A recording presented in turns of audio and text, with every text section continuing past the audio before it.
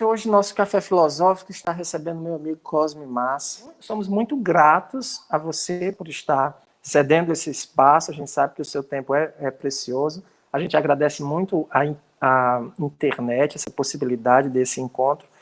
Agradece profundamente a Allan Kardec por ter nos apresentado, porque a maioria dos meus amigos hoje, por conta do espiritismo, por conta de Allan Kardec. Então, já começo dizendo muito obrigado, Cosme Massi, por estar aqui conosco. Obrigado a Lilian também, que está proporcionando aí também esse espaço. Seja bem-vindo, Cosme. Obrigado, gente. Eu me sinto muito feliz. Então, é uma alegria estar aqui com você, com a equipe aí do CEAL. É uma satisfação. A gente já esteve aí com vocês pessoalmente, fazendo o evento aí em Fortaleza.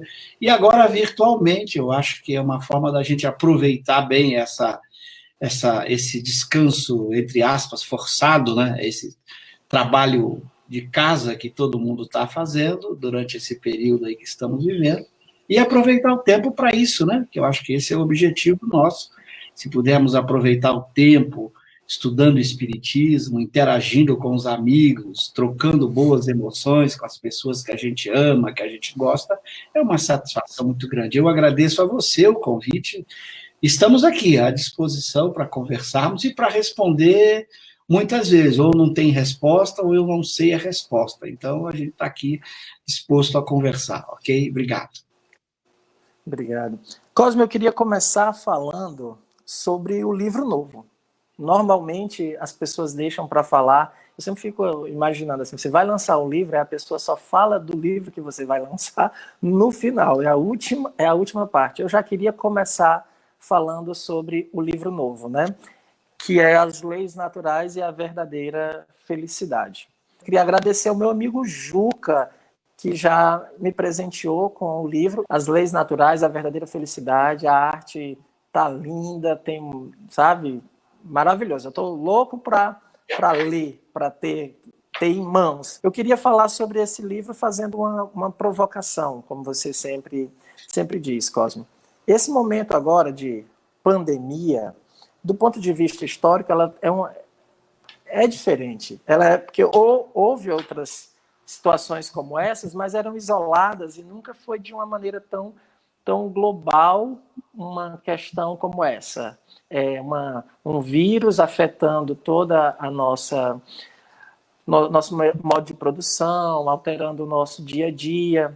Kardec vai falar, né, e os espíritos falam, mas em regiões isoladas, não dessa forma global. Mas a gente está percebendo que está sendo modificado todas as nossas estruturas. Depois desse vírus, e provavelmente outros virão com essa característica, vai dar uma modificada na nossa forma de se relacionar. Eu acho que vai ter que dar uma repensada na economia, vai ter que dar uma repensada nas nossas posturas, tudo vai ter que dar uma modificada. A minha pergunta é, agora você acha que é o momento ideal para a gente repensar as leis naturais, supondo que a gente possa estar, a partir dessa experiência de pandemia, revendo alguns valores, será que a felicidade pode ser um novo mote e pode sair do discurso religioso, do discurso da discussão filosófica e ser um agente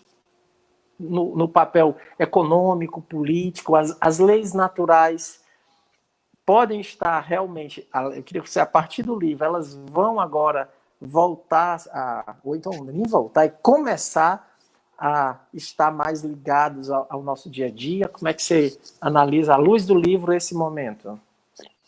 Olha, Cícero, eu espero que sim. Quer dizer, a gente sempre tem a esperança de que esse tipo de fenômeno natural, por um lado, e artificial, por outro, porque aí também tem o problema humano, que você sabe que está presente, que possa, de fato, produzir na humanidade uma reflexão, mas não apenas uma reflexão filosófica, que ela tenha, como você observa, consequências práticas, que a gente possa repensar verdadeiramente a vida que estamos levando. Se, de fato, esse fenômeno servir para isso, eu costumo dizer, já valeu a pena, porque se a humanidade repensar o seu egoísmo, o seu orgulho, porque nós vivemos num mundo em que a violência ainda é muito forte em todos os lugares do mundo, nós vivemos um mundo em que a desigualdade social é assustadora. Ontem mesmo eu dizia para a Lília, dá uma olhadinha aí, pesquisa na internet quantas crianças morrem por dia de fome na África. Entre 2 a 3 mil crianças morrem diariamente de fome na África. Então a gente vê quanto tempo mais a humanidade ainda precisa para cair a ficha de que todos somos irmãos, somos filhos de um mesmo Deus, que nós deveríamos ter uma preocupação muito mais séria com as pessoas. Então, se de fato isso acontecer, se nesse momento as pessoas repensarem a própria vida, e quando eu digo todo mundo, não apenas nós que somos criaturas mais simples e normais, mas aqueles também que detêm o poder, aqueles que detêm prestígio e condições também de contribuir para que todo mundo repense o que está acontecendo. A gente vê tanto ódio, tanta briga, tanta discussão, tanto orgulho, tanto egoísmo, e eu acho que nesses momentos são momentos para você refletir. O ser humano é muito curioso. A própria história da filosofia, alguns filósofos costumam dizer que está ligada à morte. Quer dizer, quando o homem pensa na morte, ele começa a se preocupar, a filosofar. A filosofia, para alguns filósofos, só nasceu por conta da morte. Porque o homem é finito, sua condição de finitude na Terra faz ele fazer uma série de questionamentos. E quem sabe agora, quando as pessoas que não são aquelas pessoas que estão nesses países vivendo na miséria, na fome, na doença, na guerra, mas agora que ela atingiu o lado de cá, ou seja, ela atingiu todo mundo, atingiu as classes sociais de qualquer nível, atingiu pessoas de todos os níveis de Estado, de governo. Então, agora que o calo apertou no próprio pé, porque antes era o pé dos outros, era o pé dos mais frágeis que estavam lá sofrendo e a gente não dava bola. Vê se a gente fez movimento para a fome na África, por exemplo, ou para as guerras, para os milhões de refugiados que estão passando fome em campos de refugiados, em situações vivendo como animais, ou milhões de pessoas que vivem em comunidades passando dificuldades terríveis. E a gente não se despertou para isso, porque talvez não tinha o calo apertado, doído no nosso próprio pé. Agora, na hora que dói no pé de todo mundo, a gente começa, então, a se preocupar, a levantar questões. É aquilo que se diz sempre, quando o mal ocorre no vizinho, não nos incomoda. Quando é dentro de casa, ele tem um efeito diferente. A gente, quando é incomodado com algum tipo de ameaça, a gente olha o mundo diferente. Então, eu torço, viu, Cícero, que a gente comece a se preocupar, de fato, com as leis morais, que é um grupo das leis naturais, que eu me fixo mais no meu livro, embora eu trate das leis gerais, das leis naturais como um todo, eu me fixo fortemente nas leis morais, mostrando que sem a prática, a vivência dessas leis morais, não é possível uma verdadeira felicidade. Nós vamos viver momentos felizes, de alegria, transitórios, ilusórios, mas nós não vamos construir uma sociedade verdadeiramente justa e feliz se, de fato, a gente não botar em prática essas leis morais, que é o que está faltando no seio da família, dos pais educando os filhos, na convivência nas escolas. A educação moral precisa voltar para a ordem do dia.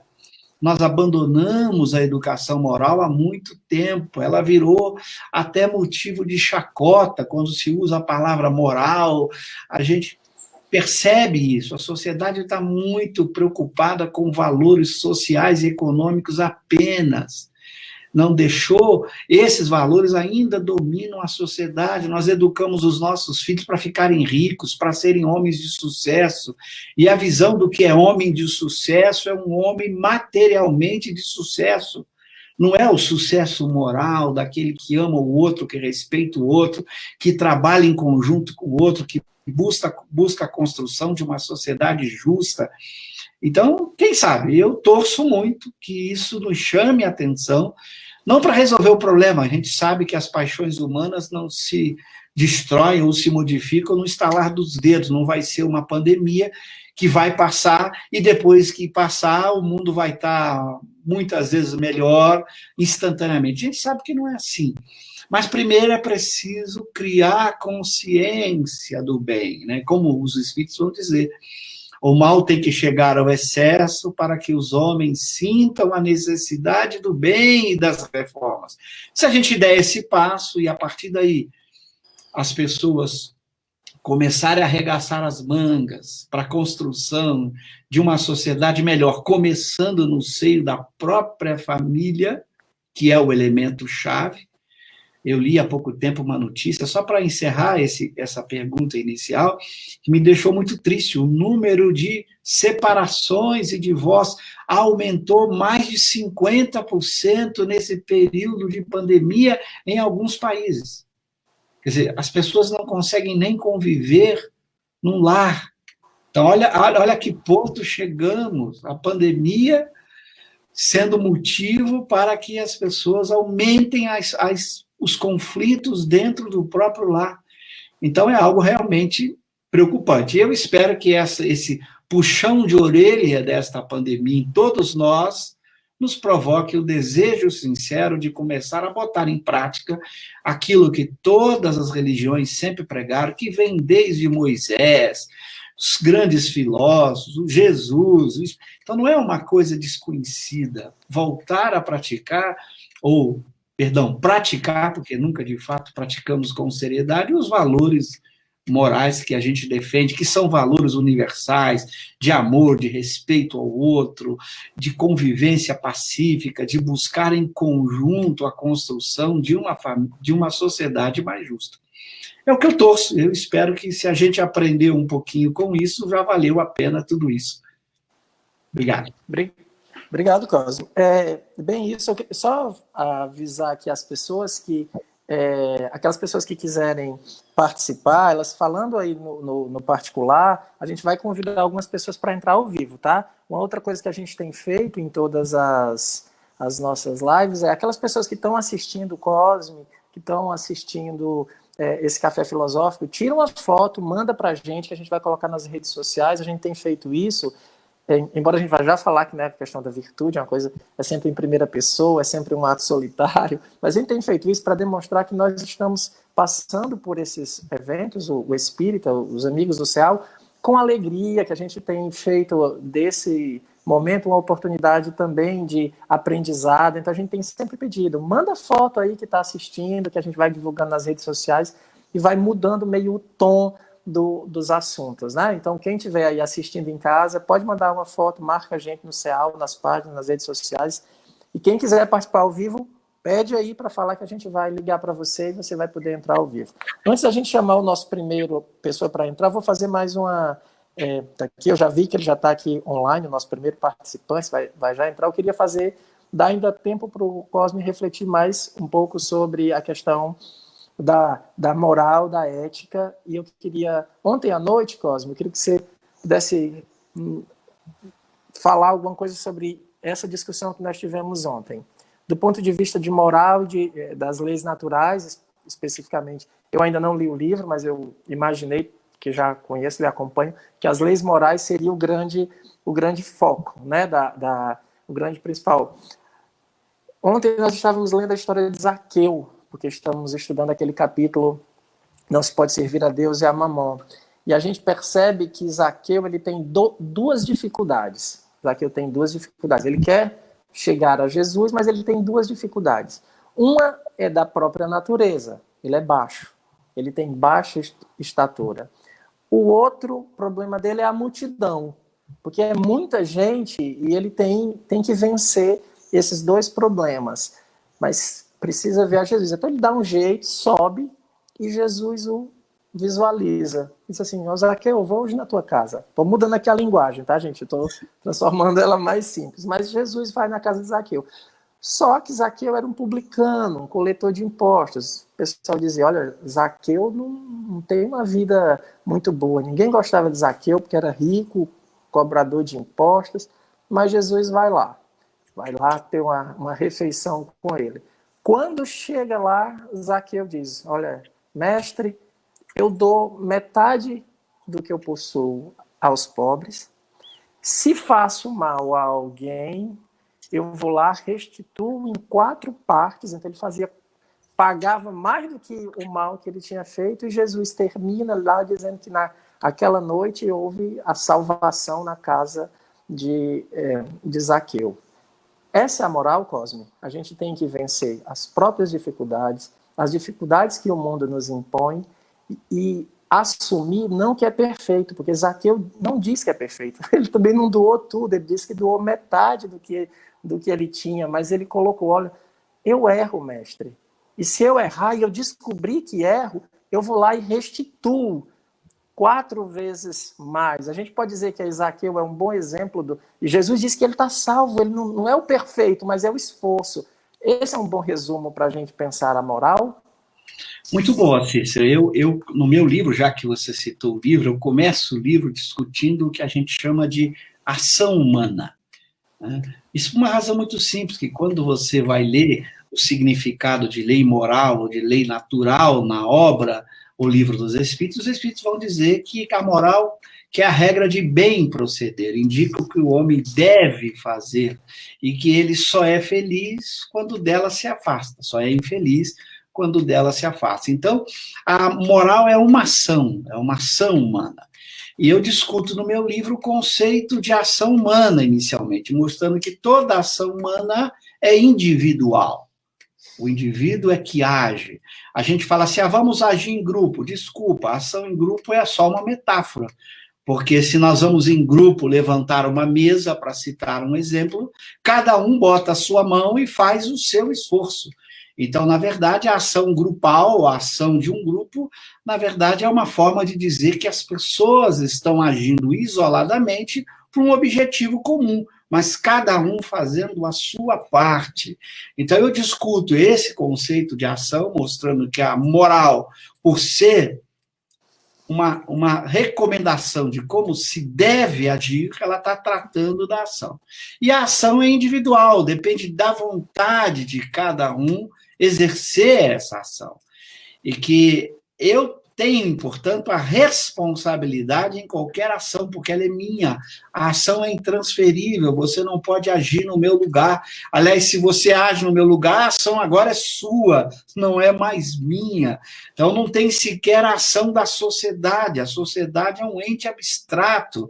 Tem a ação das pessoas na sociedade, que a gente chama ação da sociedade. Eu discuto, às vezes a gente gosta de culpar a sociedade, mas espera aí, quem é esse ente para levar a culpa? Onde é que ele está?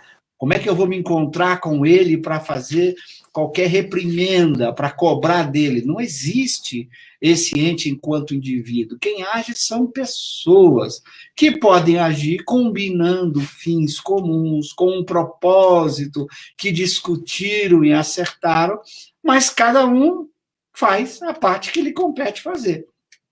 E a grande questão da moral é criar esta consciência, que faz com que você é o único responsável por sua ação.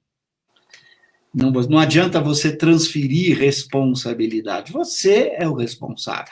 E é você que vai ser virtuoso, que vai praticar o bem, aquilo que a lei moral lhe coloca ou não. E você será punido no sentido de receber de volta o mal que tenha praticado, ou você vai receber os méritos da boa conduta, que é assim. Quer dizer, quando Jesus diz aí para Zaqueu que ele está salvo, por quê? Porque, na verdade, o que é o objetivo do processo de moralização? Levar o indivíduo a agir no bem, a fazer aquilo que ele julga e que aprendeu ser certo a benefício de todas as pessoas e não só dele. Aí, nesse exemplo, é algo muito típico, porque eu discuto no meu livro que, embora você seja proprietário dos bens que você conquista honestamente com o seu trabalho, e eu mostro que não pode ser diferente, Kardec, inclusive, lá na pergunta 882 do Livro dos Espíritos, fala, inclusive, que é tão sagrado o seu direito de defender os bens que você conquistou como fruto do seu trabalho, do mesmo jeito que é sagrado o direito de trabalhar e de viver. Mas eu mostro no livro que, embora eu tenha esse direito, eu tenha a propriedade que eu conquistei com o meu trabalho, com o meu esforço, eu não sou o dono absoluto disso. O dono absoluto dos bens da terra é só Deus. Eu sou um usuário desses bens.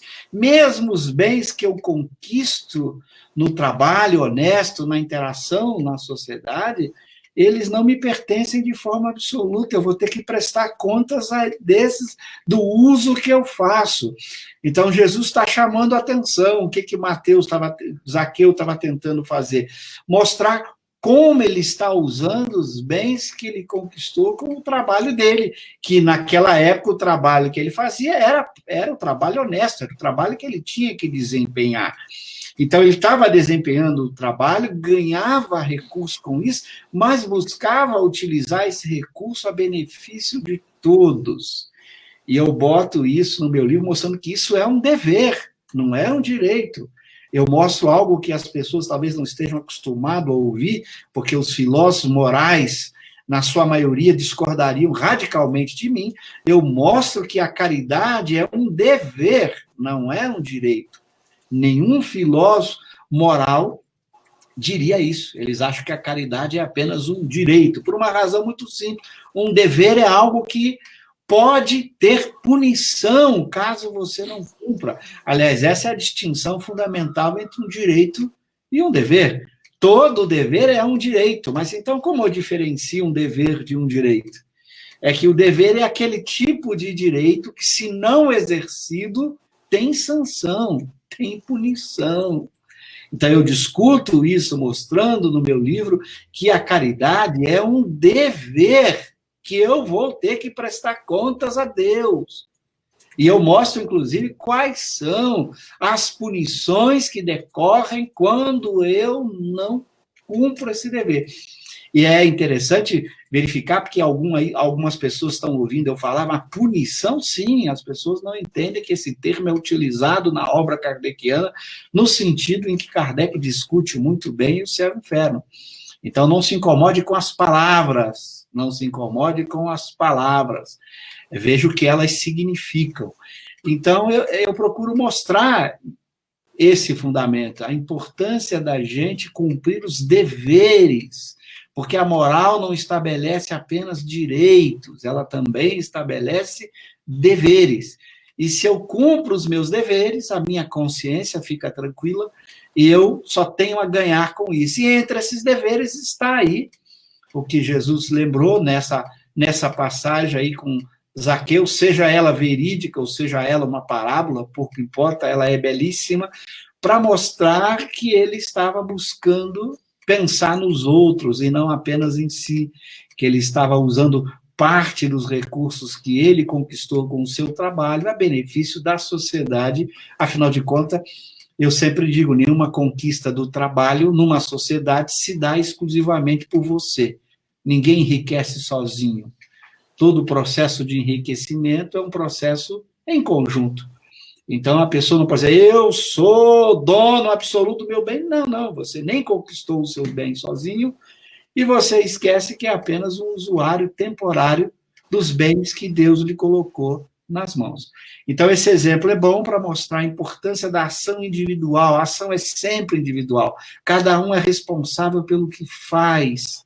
E a gente tem que cair essa ficha de parar de culpar outras pessoas, de culpar governo, de culpar Estado, de culpar sociedade. A ação é nossa, está em nossas mãos fazer a parte que nos compete para mudar, primeiro a nós mesmos, primeiro os que estão próximos, na metáfora de Jesus, amar é o próximo, no interior da família, na formação dos nossos filhos, das pessoas que convivem conosco, dando exemplo do que a moral espírita pode fazer por nós. E a partir daí nós estendemos, a partir da nossa ação e do nosso trabalho, uma transformação de mais ampla dimensão. Mas sempre lembrando, é cada um fazendo a sua parte, porque a ação é sempre da pessoa como você lembra disso, a virtude é sempre em primeira pessoa, a ação moral é sempre o eu que faz, ok? Está chegando perguntas. A gente vai já fazer aí uma sessão de perguntas, né? O pessoal está perguntando, mas a gente vai entrar agora com o nosso ao vivo com o nosso primeiro participante, né? Que se inscreveu, né? Que é um companheiro, um amigo que vai entrar aqui online, é o Gênison. Deixa eu ver aqui se o Gênison vai estar. Opa, Gênison. Bom dia. Bom dia. Bom Bom dia, Cosmo. Bom dia, Cícero. Tudo bem? Opa, só Tudo coisa tranquilo. boa. Estamos Gênison, atentos aqui a essa live, hein? Oh, coisa boa. Gênison, a palavra está com você. Você tem uma pergunta para o Cosme. Pode Tenho, discutir sim. aí com ele. Primeiro, antes, não posso deixar de elogiar a iniciativa do CEAL em convidar pessoas para conversar, né? Nesse momento de distanciamento, isolamento social, nós temos muito carência de bons papos, né? Boas conversas e assuntos edificantes. Então, quando a gente fica apenas retido, né, em noticiário, em dia a dia, né, sem pensar no amanhã, a gente acaba minguando um pouco a nossa esperança e deixa de arejar a cabeça. Mas são sinais dos tempos e são aprendizados, né? E nessa mesma linha, eu queria ouvir do Cosme uma noção que ele possa nos trazer sobre a dificuldade que a gente tem em lidar com momentos como esse, né, pela nossa, vamos dizer assim, cosmovisão. Antigamente, e não é novidade para a humanidade, o surgimento de pandemias, tragédias, isso até está previsto na lei de destruição, né, os flagelos destruidores, as guerras, as pandemias. Só que eu percebo que hoje em dia, não sei se por conta da nossa, historicamente, estamos acompanhando o processo, mas eu percebo assim, que em comparação talvez com o passado mais distante, a gente possa estar com um sofrimento muito maior e com pouca fé. A gente, claro, tem que confiar no avanço técnico, no trabalho do homem, mas eu digo a gente, não nós apenas espíritas, mas enquanto humanidade. A gente tem perdido um pouco a fé de entender que tudo isso é parte de uma vontade maior, né? É parte de um contexto maior. E daí eu faço a pergunta da cosmovisão nesse contexto para nós espíritas. O que o Cosme poderia falar, até pelos ensinamentos e dos erros e dos acertos do passado em relação a isso? Porque, por exemplo, nós vimos os mártires, e não estou pedindo para ninguém ser mártir, mas vimos os mártires irem a seu fim com alegria. Indo mais recentemente, conversamos dias atrás sobre Viktor Frankl, e ele também viveu um martírio, né? Ele esteve dentro de campos de concentração, um psiquiatra que sobreviveu ao campo de concentração, e ele atribui muito isso ao fato da forma como ele encarou aquilo. Então, eu queria que o Cosme falasse um pouco de como essa visão que temos nos tempos atuais, do mundo em que praticamente Deus não existe e que a gente vive como se não fosse morrer, isso atrapalha e afeta a nossa capacidade de passar por esses processos que são naturais diante da lei divina, e como a gente pode, enquanto espírita, se apropriar de Kardec e dos ensinos que ele traz, para nos aliviar um pouco e termos mais, aí sim, a fé raciocinada e entendendo que isso é um processo que compõe a nossa trajetória, são provas e expiações decorrentes do nosso mundo. Veja, primeiro lembrar a você que nós parece estarmos vivendo um contexto muito diferente do que a humanidade já viveu, por uma razão, por culpa, no bom sentido, da tecnologia. Porque quando a gente estuda essas questões sempre nós estudamos no passado, do ponto de vista histórico. A gente olha e estuda o que aconteceu, por exemplo, na gripe espanhola, que matou milhões de pessoas no mundo, nas grandes guerras, mas a gente não tinha uma tecnologia que possibilitasse a gente estar participando disso online, como a gente diz, ou seja, on time, na hora, aqui, agora. A tecnologia propicia isso. Porque quando a gente fala, por exemplo, das guerras lá na Síria, na Turquia, dos problemas na África, eles estão distantes, nós não estamos ali. Só que agora bateu na nossa porta, né? o problema chegou. E a tecnologia nos mostra o mundo inteiro, a quantidade de pessoas. Então, você criou um ambiente em que você agora está vivendo o problema. Você não é apenas um historiador olhando o problema que já passou, fazendo uma análise daquilo que aconteceu. As coisas estão acontecendo na sua porta. E você agora não é só um espectador, você é, de fato, uma pessoa envolvida fortemente no processo. Então, isso é claro que tem uma diferença psicológica muito grande para todos nós.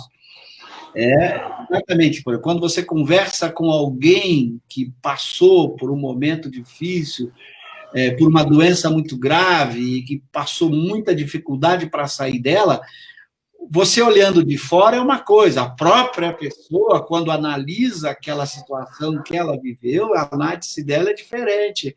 Ela sentiu o fim da vida muito próximo. Então, eu acho que primeiro tem esse fator que a gente tem que entender, que é um fator positivo, porque talvez a gente tenha que ser provocado de que somos corporalmente finitos, para que a gente repense nossa vida material, que é curta necessariamente, ou nós vamos morrer agora de uma consequência desta pandemia, ou vamos morrer daqui a pouco, seja por infarto, seja por uma outra doença qualquer. Mas o fato de eu olhar isso de uma forma distante, eu coloco a possibilidade da minha morte distante, na hora que eu sinto que ela pode estar aqui batendo na minha porta, aquela senhora morte com a foice pode estar batendo ali na porta, eu vou abrir e chegou a hora, isso muda um pouco a nossa reflexão. Mas deveria mudar mais ainda, para que a gente repensasse o sentido da própria existência. Então, daí vem a contribuição espírita extraordinária. Como o Cícero lembrou que os espíritas têm que encarar esse momento. Quando o espírita tem a certeza de que ele é uma alma imortal, que ele está vivendo transitoriamente num mundo de provas e expiações que ele escolheu de acordo com suas necessidades de progresso e que Deus o permitiu para que ele vivesse esta experiência que ele escolheu. Então, nesse momento, ele se tranquiliza, ele encara esse momento como parte de uma vida que ele terá que passar.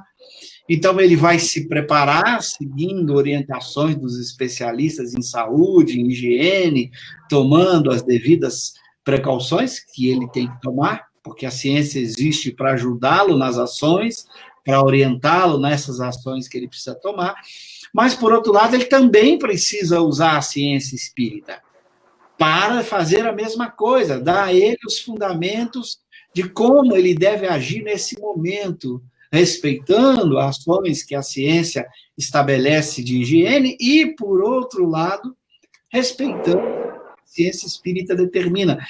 Então, nós fizemos recentemente uma live também lá foi com a Dinamarca, né? Uhum. Com o pessoal da Dinamarca, da Alemanha, isso tem uma semana, uns 15 dias, como esta aqui, a gente ficou 2 horas conversando, e eu lembrava para eles que a ciência espírita nos dá elementos importantes. Primeiro, que a saúde do corpo físico é um complexo que envolve não apenas o corpo, mas também o perispírito e a alma.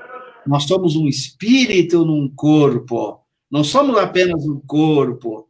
Então, quando você olha, e há textos na Revista Espírita tratando disso, na obra de Kardec, mostrar a importância desse equilíbrio em que você conjuga ações de higiene com boas emoções, bons sentimentos, para que você dê qualidades aos fluidos que lhe envolve, qualidades que favorecem o sistema imunológico, que criam defesas para a sua própria saúde. Então, a importância de bons pensamentos, de bons sentimentos, de cultivar uma confiança em Deus, que está tão faltando e que o materialismo, por ter matado a ideia de Deus, não consegue resolver o problema, porque o indivíduo fica incerto quanto ao amanhã. Essa incerteza quanto ao amanhã que tem gerado e fomentado o egoísmo, a avareza, de pessoas acumularem, de pensarem só em si, de cada um querer resolver o seu problema. nós encontramos isso, e o risco de que isso demore mais e as pessoas começam a ter ações mais egoístas. É pessoas que vão no mercado, se deixar, tem recurso, querem comprar todas as vasilhas de leite que está lá, se possível, estocar mantimento, se possível, estocar remédio. Quando saiu aquela hipótese daquele remédio que cura malária, que pudesse agir, a quantidade de gente que saiu no dia seguinte comprando os estoques das farmácias. Então, isso mostra esse estado de insegurança quanto ao amanhã que o materialismo cria, porque a pessoa é formada numa cultura materialista de que ela é só o corpo, e o corpo é a única e definitiva realidade, leva essa pessoa a ter medo. Se eu sou só o corpo, eu tenho que fazer tudo para me defender, os outros é que se dane. Mas na visão espírita, mas peraí, eu sou um corpo que vai morrer de qualquer jeito, vai morrer daqui a pouco. O sujeito escapa da pandemia todo feliz, porque se isolou. Eu li uma matéria de vários ricaços gastando fortunas, construindo bunkers específicos para enfrentar a pandemia. Aí o sujeito vai lá, se esconde da pandemia e morre de infarto dentro de um bunker daquele.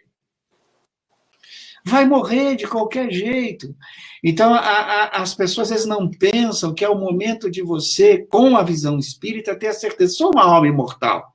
Seja o que Deus quiser, vou fazer aquilo que precisa, cuidando da higiene corporal, da higiene espiritual, para não dificultar o meu sistema imunológico, porque se eu fico com medo, se eu fico com tristeza, se eu fico revoltado, indignado, eu crio qualidades fluídicas em torno de mim que prejudicam o meu sistema imunológico. Está aí as pessoas que adoecem quando ficam tristes, quando têm uma decepção, uma desilusão, para provar o quanto esses estados emocionais prejudicam a saúde física. E, às vezes, o sujeito ia passar por uma pandemia dessa sem desencarnar e morre porque destruiu o seu sistema imunológico na revolta, na indignação, na tristeza excessiva, no pânico. E aí ela fala, puxa, eu não precisava desencarnar naquele momento, eu acabei criando o momento com o meu desequilíbrio emocional, com o meu egoísmo, com a minha falta de pensar no outro, de pensar na sociedade como um todo. Então, eu acho que esse é um momento para que todos nós espíritas possamos demonstrar o que uma crença como essa é capaz de fazer pela gente. Manter serenidade, orar, manter bons sentimentos, convivência amiga, ajudar as pessoas, contribuir, criar um ambiente de alegria. Kardec fala da comunhão dos pensamentos, da importância das pessoas estarem em conjunto com bons pensamentos, por meio da prece, dos bons sentimentos, dos bons desejos, da confiança em Deus, criando num ambiente espiritual condições adequadas que possam favorecer a saúde corporal. Então, isso também é um elemento importante. O Espiritismo tem muito a contribuir para a saúde do corpo, mostrando que eu não sou só um corpo. Então, eu diria, se a gente usar esse momento para praticar o Espiritismo verdadeiramente, mostrar o que o Espiritismo pode fazer por nós. Eu queria recordar aqui, para encerrar a resposta à sua questão, o próprio texto lá da Revista Espírita, os vários textos que Kardec coloca sobre aquela epidemia na Ilha Maurício. Lembram? E lá ele descreve a conduta dos espíritas, não sei se vocês se recordam, ajudando, colaborando, mantendo a fé, a confiança, e lá numa casa espírita que estava na ilha desenvolvendo um trabalho muito grande. E lá também relatou atitudes de solidariedade de vários e atitudes de ganância, de ambição de muitos, explorando na venda de medicamentos, fazendo... Então, mostrou os dois lados, aqueles que vivem como se o corpo fosse a única realidade e se agarram fortemente a esse corpo, agindo com egoísmo, só pensando nele, daqueles outros que buscavam ter uma conduta espírita. Então, um exemplo lindo, a gente vê a conduta dos frequentadores daquela casa espírita da ilha, dando o exemplo do que o espiritismo podia fazer. Então, aí é o que eu lembro. Vamos agora viver esse momento único, porque nessa encarnação, pelo menos, acho que nenhum de nós passou por um contexto parecido com esse, a não ser que alguém aqui tenha ido para alguma guerra, alguma coisa, que é um contexto muito pior ainda, porque as paixões brutais durante uma guerra, elas são muito mais violentas ainda, mas que a gente aproveite esse momento único, passar por ele com a tranquilidade, com a consciência tranquila de que buscamos viver a doutrina que a gente aceita e percebe ser a orientação mais correta e verdadeira para esses momentos. Confiança em Deus, serenidade, bons pensamentos, solidariedade, amor, equilíbrio nessas horas, e daqui a pouco nós vamos estar lembrando isso como um fato histórico que vivemos, tirando daí as devidas experiências. Opa, muito obrigado, Cosme, obrigado ao Gênison pela participação. É sempre bom estar com você. Você está me devendo várias visitas, né, Gênison? Vai ter que passar um mês. É uma dívida que eu vou honrar com muito prazer. Pronto. Viu, Cícero? Tá cheio de testemunha aqui, viu? Tá sim, ele tá testemunhando. Obrigado, Gênison. Até a próxima. Obrigado e vou continuar assistindo a live. Não, obrigado. Tchau, tchau. Cosme, tchau. Cosme, sobre essa questão dos flagelos destruidores, eu acho interessante na questão 738 do Livro dos Espíritos, né? Porque na 737 é quando o Kardec pergunta com que fim Deus castiga a humanidade por meio de flagelos destruidores. Aí o Espírito responde, né, bem direitinho, explica lá, mas a 738 é que eu acho fantástica, quando o Kardec pergunta: para melhorar a humanidade, Deus não poderia empregar outros meios além dos flagelos destruidores? Aí o Espírito responde: sim, e diariamente os emprega, pois deu a cada um os meios de progredir pelo conhecimento do bem e do mal. É o homem que não se aproveita desses meios. É preciso, pois, que seja castigado no seu orgulho e sinta a própria fraqueza. Está aí a pergunta, né? A Ana já colocou. Mas o que eu acho interessante é como digamos assim, a parte boa, os benefícios não é bem a palavra, mas tudo de bom que a providência divina nos dá, não causa o mesmo impacto. Agora, se ferir o orgulho ou demonstrar a nossa fraqueza, aí a gente se desespera. É como a gente tem uma metáfora que se usa muito com respeito ao trabalho da dona de casa, né? A dona de casa trabalha todo dia, cuida ali, faz a comida, a família. Falando dona de casa tradicional, hoje eu mudou bastante, mas era uma metáfora que eu ouvia lá atrás, ainda na minha juventude. A dona de casa lá, cuida dos filhos, faz a comida, faz a roupa. O dia que, por acaso, ela bota sal demais na comida,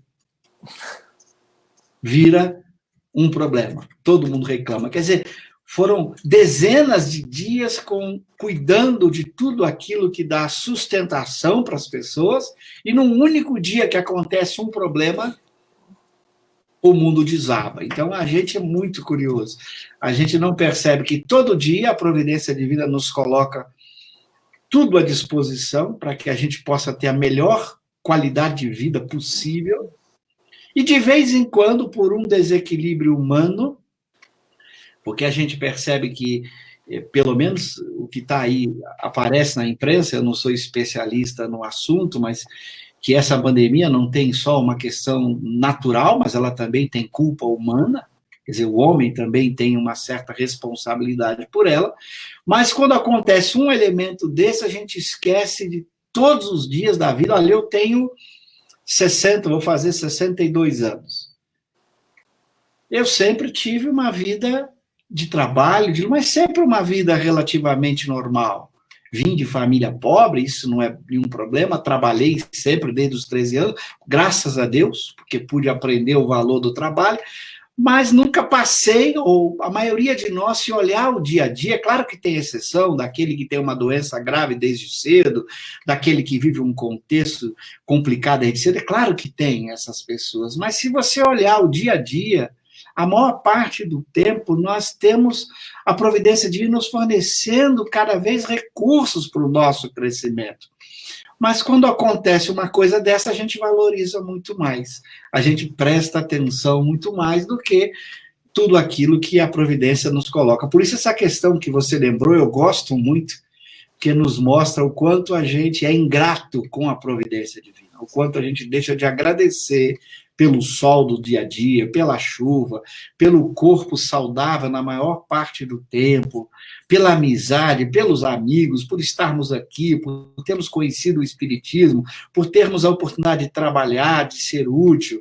Então a gente esquece de agradecer. Daí eu vejo a nossa falta de gratidão a Deus nos faz, nesses momentos, a gente às vezes até se desaba achando que o mundo é uma loucura, que o bem não existe, que é o mal que domina. Lamentavelmente, a gente evidencia demais essas exceções, esquecendo dos benefícios diários que Deus nos coloca nas mãos.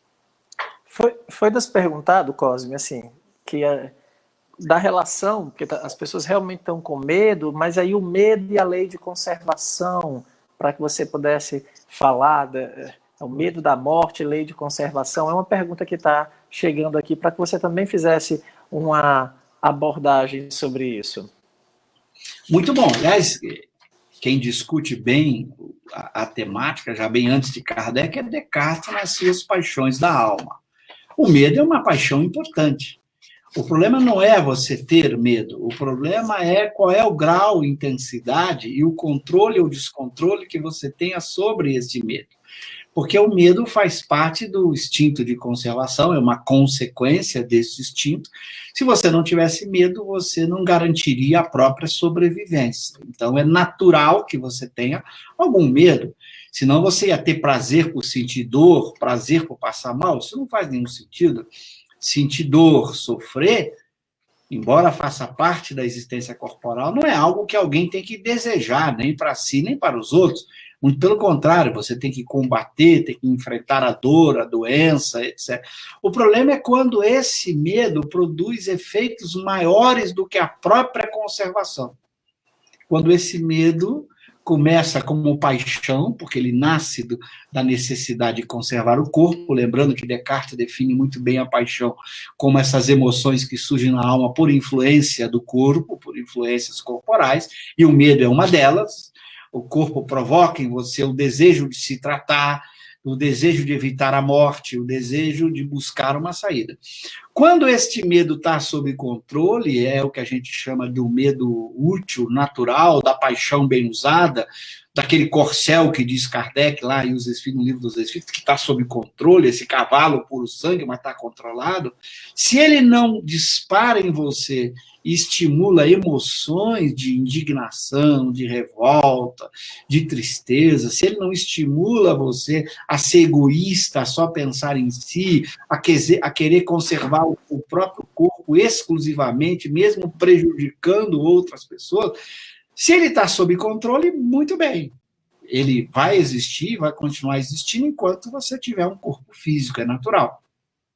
O problema não é o medo, é o descontrole dele e as consequências que esse descontrole traz no mundo emocional de cada um, fazendo com que a alma valorize e estimule emoções que não deveria.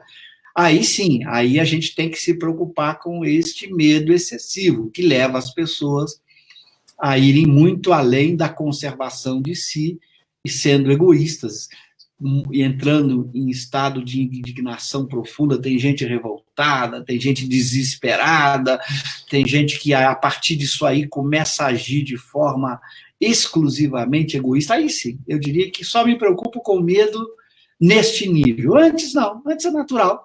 Ele vai vir mesmo, se vier uma dor, você tem medo da dor, se você pega a doença, você tem medo, isso é natural. Mas mantendo a confiança, não perdendo a alegria, sendo você o controlador do corcel, aquele cavalo puro sangue. Controle as paixões, use as paixões a seu favor e não contra você. E aí o medo vai fazer parte sempre da vida enquanto a gente estiver encarnado, nesse nível biológico de conservação. É isso aí, Cosme. Obrigado. Eu acho que respondeu o que o pessoal está dizendo. Até aqui a gente está mostrando as fontes. Gente, olha, tem muita gente online, está quase 200 pessoas online. A gente realmente não vai conseguir responder todas as perguntas. Então, a gente está tentando ver o que é que pode ser feito. Nós vamos chamar mais alguém aqui para participar. Eu não sei quem é que vai entrar agora. Vamos ver aqui quem é o participante que vai fazer uma pergunta. Deixa eu ver quem é. Oi. É o Eric. Tudo bem, Eric? Tudo. Bom dia para o Cosme, para o Cícero. Então, a pergunta que eu queria... Bom dia. A pergunta que eu queria fazer é sobre o conceito, né, de virtude e de paixão, né? Eu queria perguntar qual a relação do conceito da virtude e da paixão, né? A paixão, ela independe da vontade, né? Como ocorre em nós, né? Ela ocorre independente da vontade. A gente pode controlar indiretamente, mas não diretamente com a nossa vontade. Agora, a virtude, ela está no domínio da vontade. E eu queria agradecer bastante ao Cosme, né, porque ele me elucidou bastante sobre esse tema, né, tanto nos livros dele quanto nas recomendações, né, que ele deu dos livros de Descartes, também o livro do Aristóteles, o Ética Nicômaco, me ajudaram bastante. Mas é isso a pergunta. Muito bom, Eric. Aí, no meu livro, desculpa fazer propaganda, mas como o Cícero lembrou, a gente não tem tempo de entrar nos detalhes, eu começo exatamente discutindo o conceito de ação-paixão.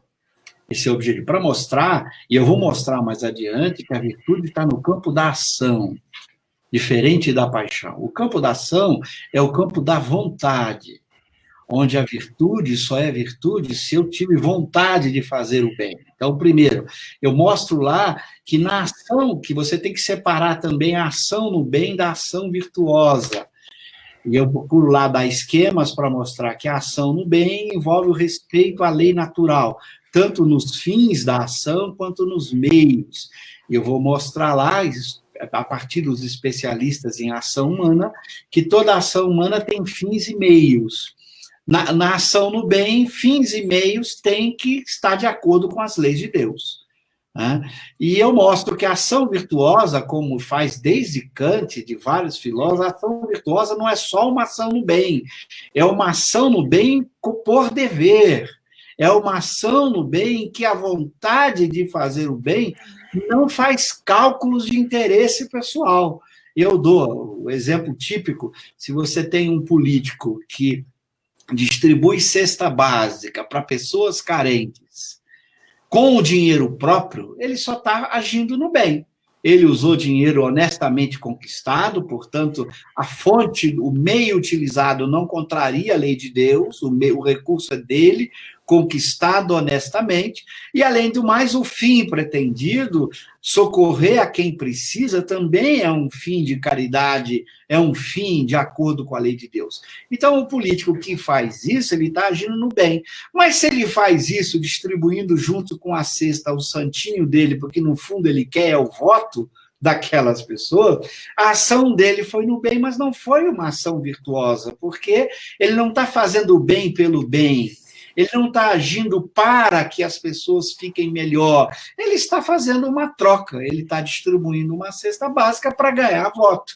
Então, ele não praticou uma ação virtuosa, ele praticou uma ação no bem, embora não tenha sido uma ação virtuosa. Então, a virtude é sempre ação, e mais que isso, como observou Kant, é preferível, você precisa separar o virtuoso do canalha legalista, vai dizer numa metáfora que alguns filósofos utilizam. O que seria o canalha legalista? O cara que cumpre a lei, mas lá no fundo, ele é um mau caráter, ele só está pensando no que ele ganha, não interessa os outros, o benefício dos outros para ele não importa.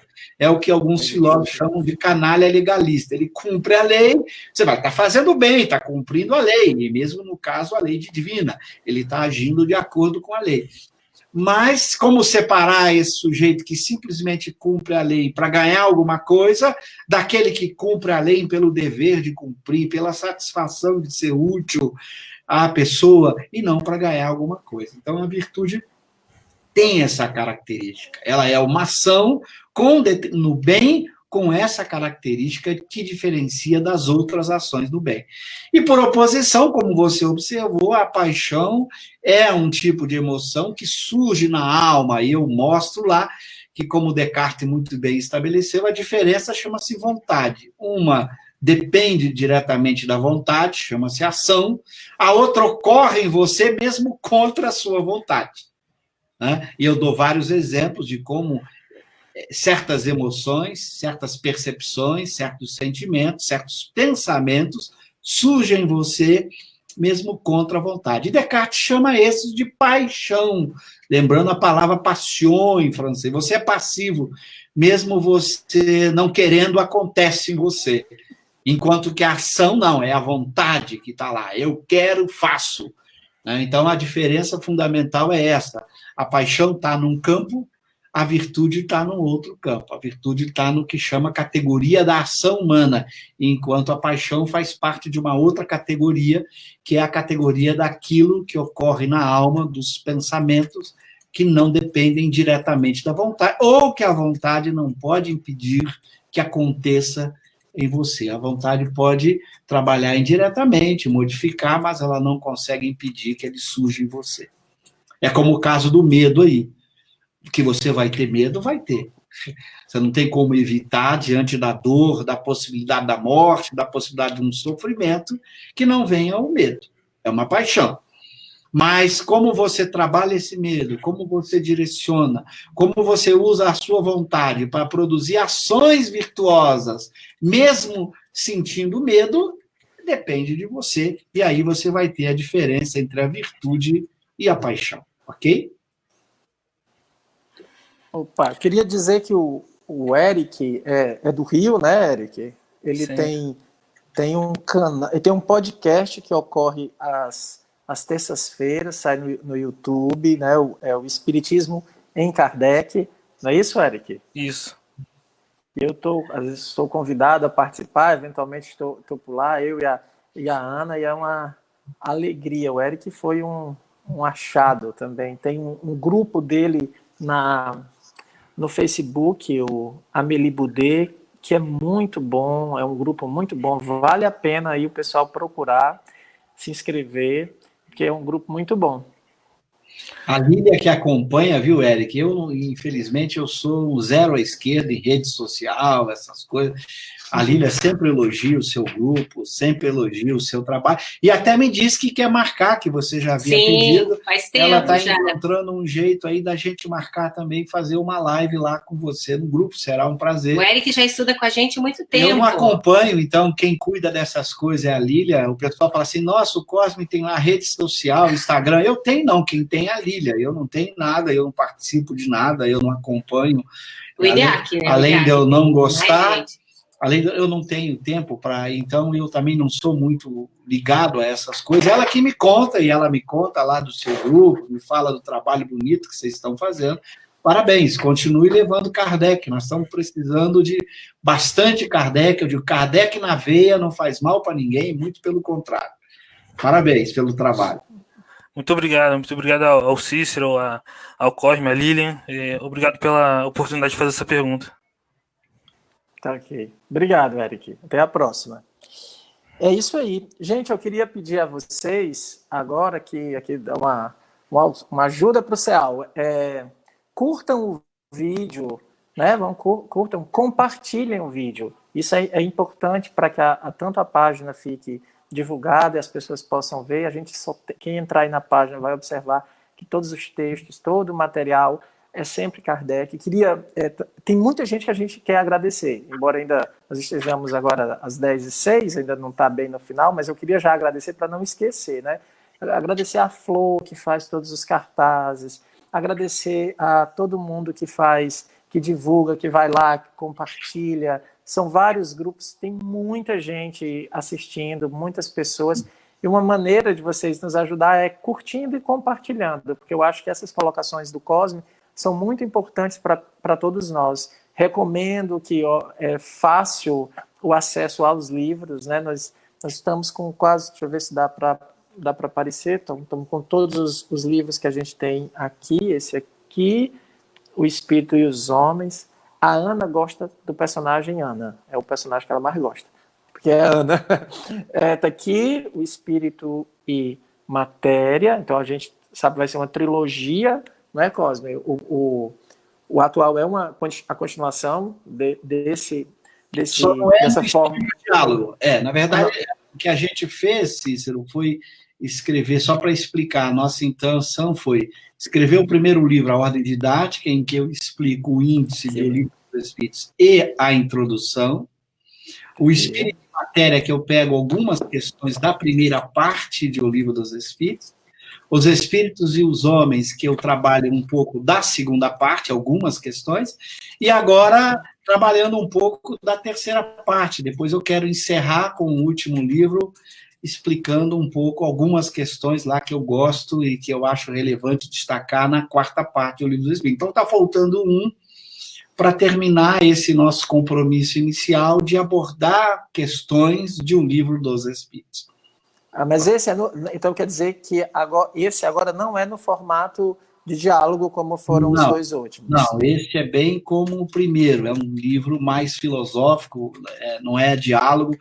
Claro, o diálogo talvez fosse até mais agradável, mas a gente achou por bem voltar no texto corrido mesmo, um texto um pouco mais filosófico, um pouco mais acadêmico, então a gente voltou de novo ao estilo, até porque eu achei que ia cansar de novo botar os 4 personagens para conversar, a Ana já ia ficar cansada, aí já ia aguentar mais, né, que está nos ouvindo aí, né, então eu resolvi voltar ao texto normal e não diálogo. Embora eu prefiro, acho que o diálogo é muito mais agradável de leitura. Né? Ok. Então, repito, eu estou falando sem ter lido, mas a gente já comprou o livro, só ainda não chegou por conta que está meio parado, mas a gente já sabe que está em Fortaleza, né? Aqui falta só os Correios. Eu vou adorar, como eu disse, receber críticas e sugestões, e que a gente sempre, em novas edições, fazemos correções de erro que vocês apontarem. Eu não tenho nenhuma preocupação com isso, de cometer erro e ter que voltar atrás e dizer eu errei, corrigir. Isso faz parte do estudo de qualquer pessoa que escreve. A gente comete erros, comete descuidos, e eu adoro quando o leitor aponta um problema, aponta uma dificuldade, porque, sabe, um livro também é um ser vivo, a gente faz novas edições, podemos acrescentar, podemos fazer alterações. Então, agradeço também que vocês enviem comentários, críticas, sugestões, que é sempre útil, porque o nosso objetivo é divulgar o pensamento que a gente acredita, né? E a gente quer ser útil. E, às vezes, a gente pode cometer erros, descuidos, faz parte de quem escreve. Eu queria também, aproveitando essa questão que você está dizendo, que em próximas edições podem ter correções, podem ter, né, melhorias, algum erro que foi detectado, você pode corrigir, pode reescrever algo que não ficou tão claro para dizer, porque tem muita gente perguntando sobre as questões relativo à Gênese, né? E aí a gente, quando fez a pauta, essa é uma decisão que o CEAL tomou, a gente colocou, olha, as questões sobre a Gênese já estão dadas, eu acho que tem muitas explicações, o Cosme já fez um primeiro vídeo logo no início, onde ele utiliza a argumentação da razão, outras descobertas estão sendo feitas, eu queria parabenizar em público ao Carlos Sete, né? Carlos Sete, com o trabalho que ele está fazendo de investigação sobre fontes historiográficas, outras pessoas que também estão trabalhando com as chamadas fontes primárias. Então, eu acho que essa discussão agora fica para os historiadores. A gente não vai estar levantando essa questão no momento aqui, porque eu acho que a posição do Cosme já está clara, então vamos seguir em frente, tá bom, pessoal? Então, essas perguntas, tem vídeos aí, dá para procurar. Eu queria ver quem... Oi? Eu queria ver se tem mais alguém aqui. Estão saindo perguntas, eu falei, bom, mas o Cícero é que tem que eu estou fazendo... eu tenho que fazer isso, né, Lília? Eu tenho que fazer aqui a escolha de Sofia. Nossa, eu estou aqui com umas 25 perguntas muito boas. Não sei fazer. Exatamente, escolha de Sofia, né? Mas vamos entrar. Tem mais alguém aqui na linha para falar com a gente. Deixa eu ver quem é que vai falar aqui. Deixa eu ver, tá entrando. É o Daniel. Olha, amigos, eu queria dizer, se vocês tinham espera nossa de ser só um café, desistam. Porque agora, se o Daniel vai falar, acabou-se. Pode se preparar que vai até o almoço, o jantar, Agora acabou-se. Filosófico, não vai ser o café, vai ser o domingo. Vai, vamos precisar. É uma alegria, né, Juntou Daniel? juntou os três, virou um seminário agora, de 2 dias. Não. Diante de vocês, eu sou um monge de voto de silêncio. Fiz o voto de silêncio. Daniel, a palavra está com você. Pergunte ao Cosme. Abraço, Daniel. Um abraço, gente. Bom dia, Cícero. Bom dia, Cosme. Bom dia a todo mundo que está aí nos acompanhando. Aqui é meu caçula que veio espionar aqui a gente para poder assistir. Ele não perde uma live. É o Mauricinho. Mas, Cosme, eu queria fazer uma pergunta para você, num tema que é muito pouco abordado pelos estudiosos do espiritismo em geral, e essa é uma curiosidade que eu tenho. Eu tenho minhas reflexões sobre o assunto, mas gostaria de ouvir você a respeito. Assim, são as conclusões a que eu cheguei são muito próprias, muito particulares, e eu queria te ouvir a esse respeito. Que é o seguinte: aproveitando que a gente está no período da Páscoa, a gente está num domingo de Páscoa, eu queria te ouvir sobre o significado da Páscoa na visão espírita, o significado da paixão de Cristo. A gente sabe que nas teologias tradicionais cristãs, a resposta, numa síntese bem apertada, é: por que Jesus sofreu, morreu, foi crucificado? A resposta é para perdoar os nossos pecados, para nos salvar. E nós sabemos que não é essa a visão e a filosofia espírita. Também a gente sabe, e não é essa a pergunta que eu gostaria de lhe fazer, que a questão da ressurreição não é vista da mesma forma pelo espiritismo. Aquilo que as religiões cristãs tradicionais chamam de ressurreição, a gente vai chamar os próprios espíritos explicam isso no Livro dos Espíritos, em outros textos, seria a reencarnação, né? Mas a ressurreição também, enquanto visualização de Jesus, as aparições de Jesus depois da sua crucificação, elas também podem ser muito bem explicadas pela teoria mediúnica. Mas eu queria ouvir de você o significado do profundo, ou o significado simbólico, ou mesmo intrínseco, do momento desse momento que a gente está vivendo agora, da paixão de Cristo. O sofrimento que ele passou, ele não tinha nenhum erro, ele era um espírito puro, como nós sabemos, ele não tinha nenhum erro, nenhum pecado, entre aspas, para expiar, para ter que resgatar, mas mesmo assim, mesmo sabendo que ia passar por aquilo, ele passou por um sofrimento terrível, e isso deveria, para nós espíritas, também ser objeto de uma reflexão mais profunda, da maneira como ele encarou tudo aquilo, como ele pensou, agiu, reagiu, sentiu. Você que gosta sempre de ressaltar de todas essas dimensões, né, da ação humana, do fazer, do pensar e do sentir, ele que no auge do sofrimento disse foi: Senhor, perdoai porque eles não sabem o que fazem. Mas a gente, enquanto espíritas, eu vejo pouca reflexão sobre esse momento, que seja em termos simbólicos, seja intrinsecamente, tem um significado muito grande para quem é cristão.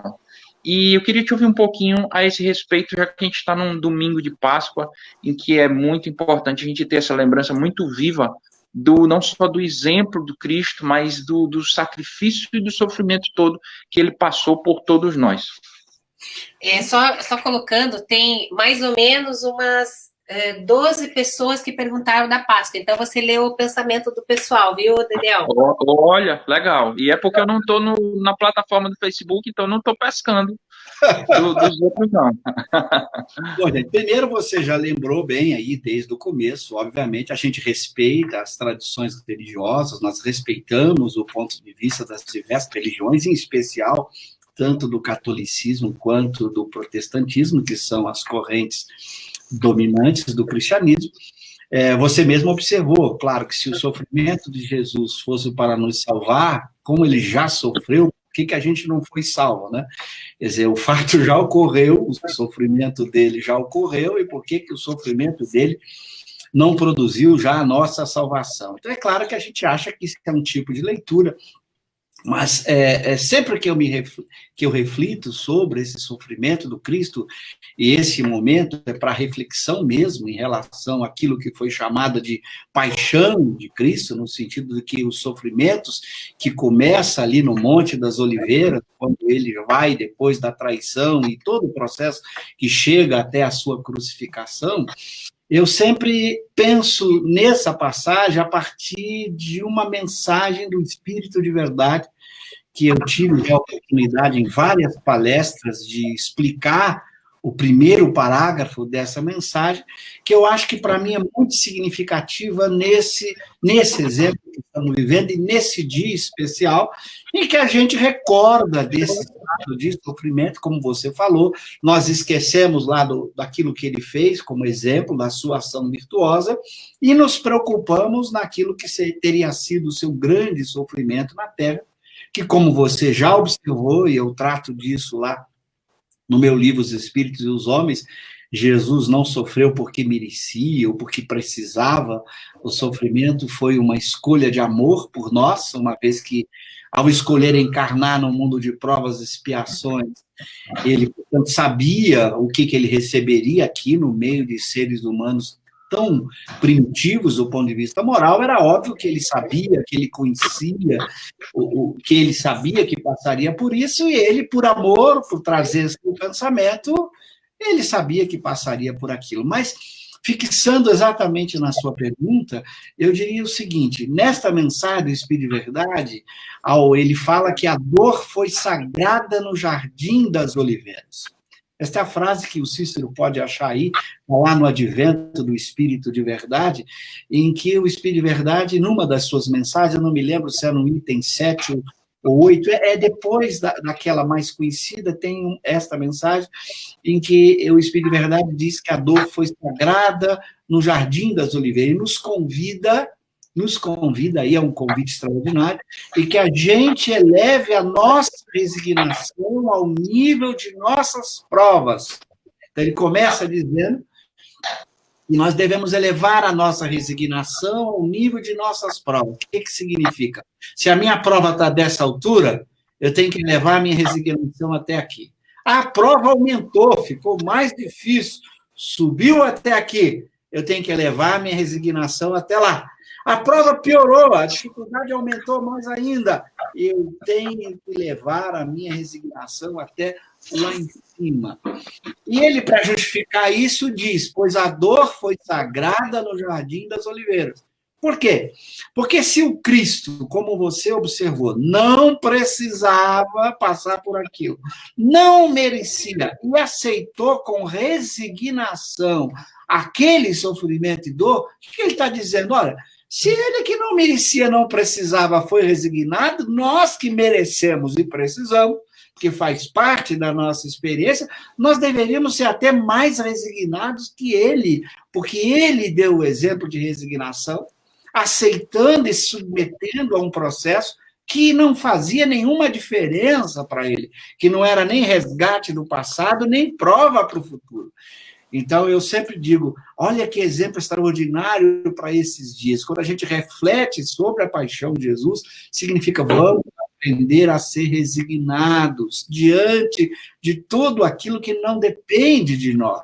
Os sofrimentos do mundo, aquilo que não dependeu de nós, como agora nós estamos vivendo a pandemia, crises econômicas que vão surgir como consequência, a gente não sabe o tamanho do desastre econômico que vai seguir daqui para frente.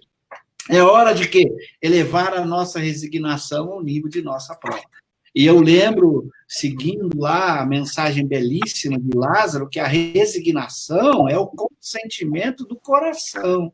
É o coração dizendo sim. Não é você, diante da prova, dizer sim, Senhor, seja feita a sua vontade. Não, é mais do que a vontade dizendo sim, Senhor.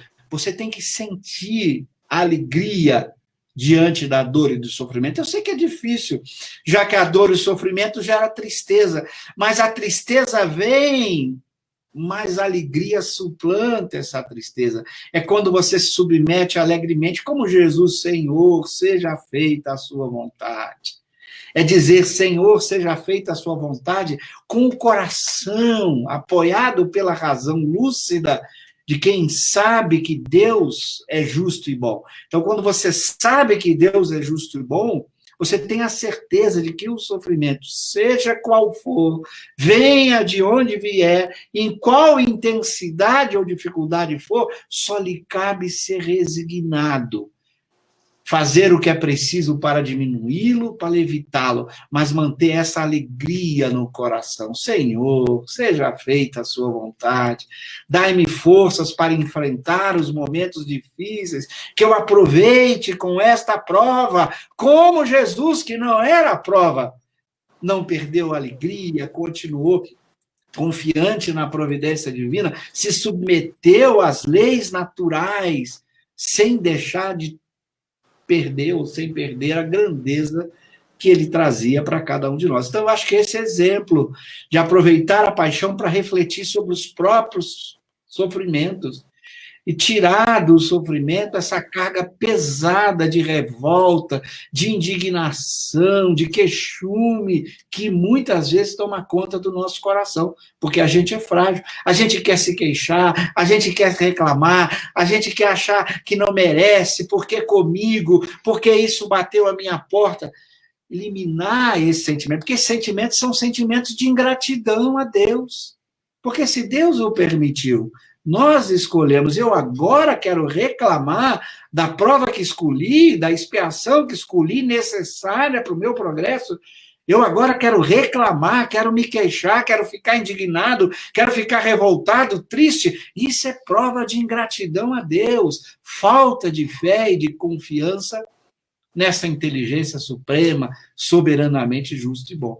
Então, eu acho que esse é o momento, Daniel, da gente realmente mostrar o valor da nossa fé, da nossa crença em Deus, nessa soberana justiça e bondade. Então, se a gente aproveitar esses dias para refletir sobre o sofrimento e a importância de encarar esse sofrimento com resignação, porque foi o que Jesus fez conosco. Veja que a dor foi sagrada. Se Jesus, que não precisava, considerou a dor sagrada, ou seja, a dor é sagrada para ele, por que não seria para nós que precisamos tanto dela para o crescimento, para a renovação? Então, eu sempre, a paixão de Cristo é o momento de refletir sobre a dor que todos nós passaremos, sem exceção. A vida corporal é vida de dor e de sofrimento, que todos nós teremos graves problemas até a nossa morte corporal e encará-los com alegria, ou com essa virtude extraordinária que eu comento lá no meu livro Os Espíritos e os Homens, e que vários filósofos materialistas, como Sponville e outros mais, são contra a resignação, eles acham que é uma mistura de tristeza, que é uma dor, é algo que não é virtude. Eu mostro que é uma virtude extraordinária, porque ela nos dá uma tranquilidade, uma esperança, uma vontade de enfrentar tudo. A gente aceita sabendo que escolhemos, e Deus o permitiu, e permite porque é o melhor ao nosso benefício. Então, para encerrar, eu acho que a paixão de Cristo é esse símbolo de que a dor, que não é produzida pelo próprio indivíduo no seu vício, ela é sagrada. Aquela dor que vem por mecanismos que não dependeu de você, ela é sagrada. Aproveite-a para crescer e agradeça a Deus a oportunidade desses momentos para mostrar a sua fé, a sua resignação, a sua confiança na justiça de Deus. Que é o que o Espiritismo tem que fazer por nós, porque se ele não for capaz de nos dar essa tranquilidade, eu acho que a gente não entendeu bem o Espiritismo ainda. Então, a gente precisa viver esta dor que para ele foi sagrada no Jardim das Oliveiras e que a gente a torne sagrada para nós também. É isso, né? Eu queria agradecer ao Daniel, mas eu queria só, antes do Daniel sair aqui, eu fazer uma consideração final, eu queria fazer uma citação que eu lembrei agora, olhando aqui. Tem um livro, tem uma peça do Nelson Rodrigues que ele fez para Fernanda Montenegro. É uma peça que ele fez pensando nela, que é sobre a inveja. E a Fernanda Montenegro, nessa peça, ela passa a peça inteira com muita inveja da vizinha, a personagem. Ela tem muita inveja. E um dia, a vizinha morre. E ela vai lá, né? Porque aquela mulher que ela tinha inveja, ela morre. E aí ela quer ver. E aí ela vai e a falecida, que é o nome da peça é A Falecida, ela vai colocar a roupa, tiram a roupa dela, e a personagem percebe que a falecida, a vizinha falecida, tinha tido câncer e não tinha os seios. E ela sai, uma catarse da peça, ela sai para tomar um banho de chuva muito feliz, porque ela diz: eu sou a morta que pode ser despida. Quando me despir, eu tenho meus seios. Aí eu olhando aqui para vocês, é tanta sabedoria dos dois lados que eu não tenho como competir, e eu digo, mas eu tenho cabelo. Pelo menos eu tenho. É a única diferença. Eu tenho cabelo, né? Porque tá vendo? Não dá. Tem um pior, né, Cícero? Tem Aliás, sempre. Uma recomendação que fazem os espíritos, você depois pode até pegar aí e botar, Sim. Eu não lembro especificamente em qual questão que está, mas a recomendação de que a gente tem que olhar para baixo, lembra? Olha para baixo, você sempre vai encontrar pessoas em situações muito piores que a sua. Então, se a gente olha só para cima, a gente tem que olhar para cima os exemplos de virtude e admiração. Mas, diante da situação, do contexto de saúde, doença, de problema socioeconômico, a gente tem que olhar para baixo, que nós vamos encontrar sempre pessoas piores. E se essas pessoas suportaram com resignação, o que a gente vai dizer? A pessoa suportou com resignação e eu vou fazer o quê? Eu tenho que agradecer, como falou. Você olhou para baixo e viu aqui 2 carecas e falou, pô, estou feliz na vida. Tô feliz. Obrigado, Daniel. Obrigado para o Maurício. Obrigado. Abraço para a Fernanda. Obrigado, Maurício. Abraço para todo Prazer, mundo, tá Maurício. Tchau. Joia, obrigado. Um grande abraço. Boa Páscoa. Vamos lá, Cosme, vamos continuar, porque tem muita pergunta aqui, e se a gente está entrando na parte final, né, da nossa live, porque o pessoal aqui, quando eu fui dizer que era um almoço filosófico, algumas pessoas se empolgaram, né, mas eu não vou fazer as pessoas jejuarem, não é esse o nosso objetivo. Veio uma pergunta aqui bem interessante, eu só não estou conseguindo... Patrick, de Laguna, ele pergunta, Cosme, existe virtude sem ação da vontade? Espírito puro é virtuoso ou tem virtude? Bom, Patrick que pertence ao nosso IDEAC também, viu, Cícero? Está sempre conosco nas nossas reuniões virtuais que estão ocorrendo agora. O Gênison também participou aí da última. Muito boa pergunta. Lembra, Patrick? Primeiro, a questão da virtude. Toda virtude é ação. Você não tem uma virtude que não seja ativa. Por isso, a própria etimologia da palavra virtude, virtus, é força. Ela envolve sempre ação. Por isso, a importância que eu julguei bem estudar a moral pelo campo da ação humana, exatamente porque não tem virtude que não seja ativa. Lembrando que eu explico lá que tem ações da alma no seu próprio mundo mental. Lá no meu livro eu explico, quando falo em ação, não pensa sempre ação exterior. Eu mostro lá e caracterizo 2 níveis de ação, uma ação voltada ao próprio mundo interior, por exemplo, quando você está raciocinando, argumentando, você está construindo algo no mundo do seu pensamento, você está também fazendo uma ação. A ação é o uso da vontade, seja para o mundo interior ou seja o mundo exterior, como eu explico lá no meu livro. Então, eu não diria que você possa ter virtude sem vontade, né? Aliás, o caráter voluntário é tão importante que você até desconfia que um soldado que esteja ajudando alguém por ordem do comandante, que de fato ele tenha esse elemento de virtude, porque na verdade ele usou a vontade de outro, embora ele precisou da sua vontade para fazer a ação, mas não foi a vontade dele que moveu de fato a ação, foi a obediência a outra pessoa. Mas isso é uma outra discussão. Quando a gente fala de virtudes e vícios, é muito importante a gente, quando vai falar do espírito puro, nós temos um problemão, né? Por quê? Porque o que você vai dizer? Que o espírito puro já chegou num nível tal de estado evolutivo interior em que todos os seus pensamentos, desejos e atitudes são o bem no sentido mais puro da palavra. A gente fica até difícil tentar comparar o espírito virtuoso com o espírito puro, porque como a própria palavra virtude envolve esforço, você vai de pensar, puxa, mas tudo nele virou espontâneo, natural, a sua vontade é a vontade de Deus. Então, depende de como você vai fazer a leitura. Por exemplo, se você pega alguns filósofos materialistas, ele costuma usar uma metáfora, que é uma metáfora oriental, daquele sujeito que precisa do barco para atravessar um lago. Depois que ele atravessa o lago, ele não precisa mais do barco.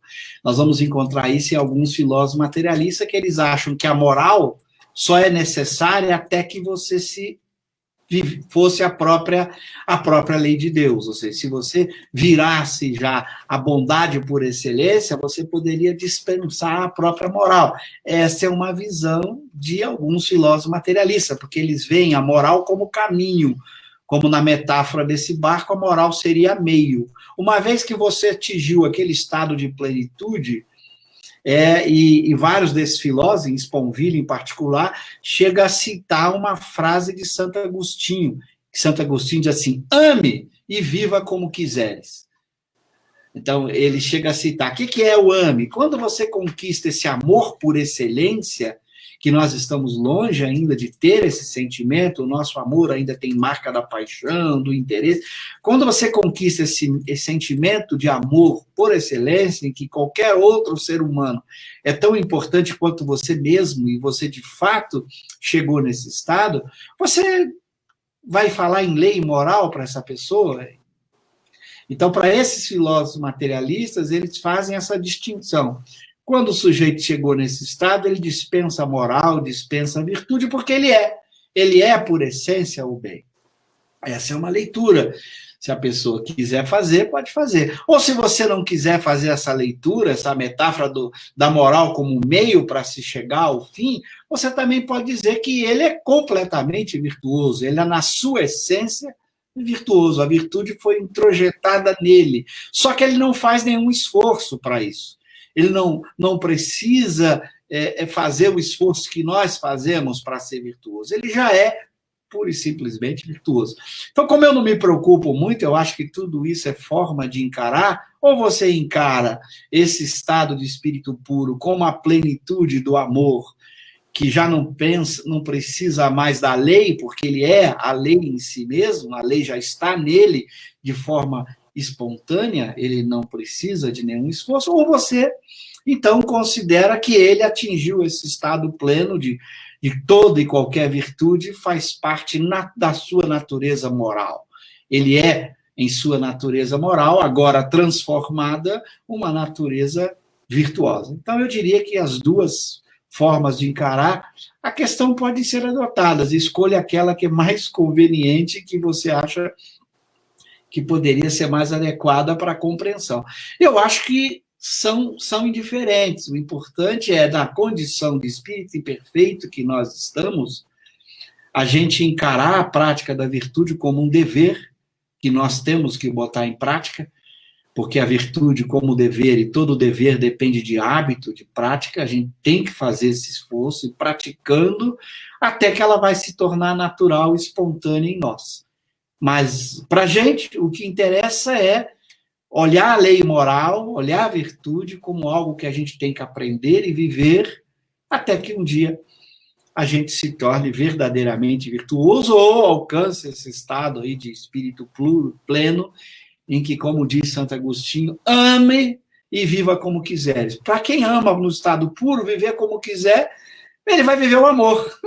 O que ele quer é o amor no estado puro. Por isso, Santo Agostinho dispensa a lei para quem já conquistou o estado de plenitude, porque ele já é o amor por excelência, toda a sua ação é a expressão deste amor no sentido mais puro da palavra. Ok?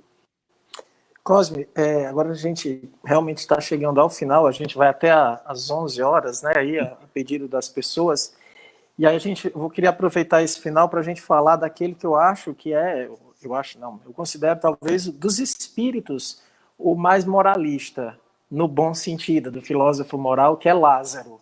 Lázaro, realmente, as comunicações dele sempre apontam muito para a gente discutir as questões da filosofia moral. E tem muitas pessoas perguntando sobre resignação. Aí eu lembrei de Lázaro, você está falando do dever, vou já fazer uma pergunta também sobre o dever. Resignação e aceitação. Tem uma senhora de Realengo, Marlene, perguntando se resignação é o mesmo que aceitação. Algumas pessoas estão perguntando como entender resignação como virtude, já que a virtude é uma ação humana. Então, você poderia falar um pouco aí sobre resignação, a diferença para aceitação? Claro. Eu de novo, vou fazer aqui uma síntese. No meu livro, eu discuto bastante resignação nos Espíritos e os Homens. Eu dou vários exemplos e discuto o conceito. Então, lá no livro, a pessoa vai poder aprofundar mais certos conceitos e ideias. Mas o importante, o que é aqui? Alguém fala a resignação e a aceitação. A resignação contém a aceitação, mas não é toda aceitação que é uma aceitação com resignação. Se você aceita com tristeza, com revolta, com queixume, porque tem que aceitar, e esse é o argumento do filósofo materialista contra a resignação, ele diz, o sujeito resignado, ele aceita mesmo discordando, mesmo aceitando, isso não é resignação, é aceitação. Na resignação, você aceita com o coração. Você não está aceitando de boca para fora, não tem jeito mesmo, eu tenho que aguentar isso. Bom, isso não é resignação, isso é aceitação. O homem resignado não diz assim, eu tenho que aceitar isso, não tem outro jeito, mesmo que eu não goste, mesmo que... Não, ele adquiriu primeiro a razão de que aquilo que ele está vivendo é algo importante para a vida dele, e que ele está sabendo, de fato, desta relevância para si. Então, ele diz para ele mesmo, sem dispensar a razão, nossa, que oportunidade extraordinária de viver, de aprender, de crescer. Dai-me força, Senhor, para viver isto da melhor forma possível, sem perder a alegria, sem reclamação, sem indignação. É um estado especial, por isso é uma virtude, porque exige esse esforço interior de mudar esse seu sentimento de revolta, de tristeza, de queixume, por uma disposição especial daquele que sabe, e não apenas sente, mas sente, sabe ao mesmo tempo, que aquela situação é uma aceitação fundamental para a vida dele, porque se Deus o permite, é porque ele precisa passar por ela e deve passar com alegria. Até porque ele sabe que ao aceitar com alegria, o fardo fica mais leve.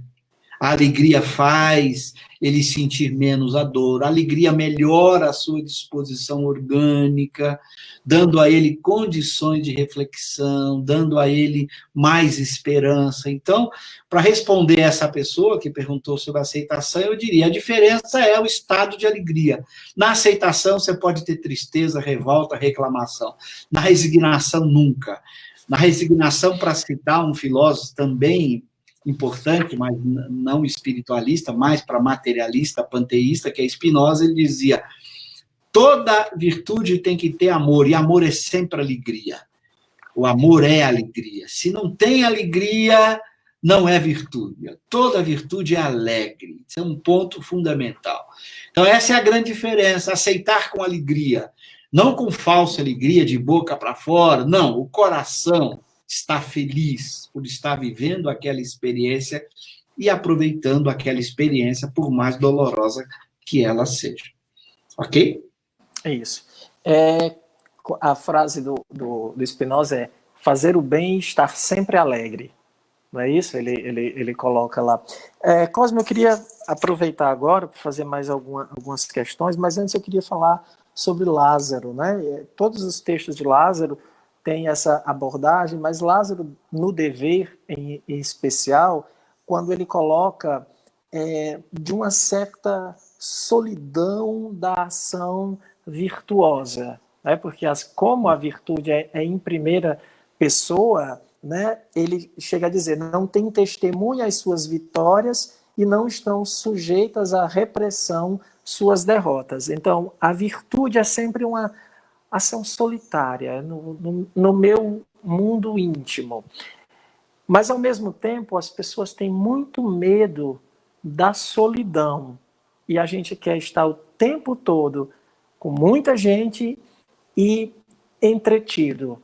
Como é que a gente pode ver essa questão dessa dinâmica, dessa ação solitária e como seria essa solidão, né, enquanto processo virtuoso e esse mundo que a gente está vivendo com muito entretenimento, eu preciso ter muita gente, eu preciso que tenha muita coisa acontecendo para que eu fique distraído. Eu gostaria de ouvir você comentar sobre isso.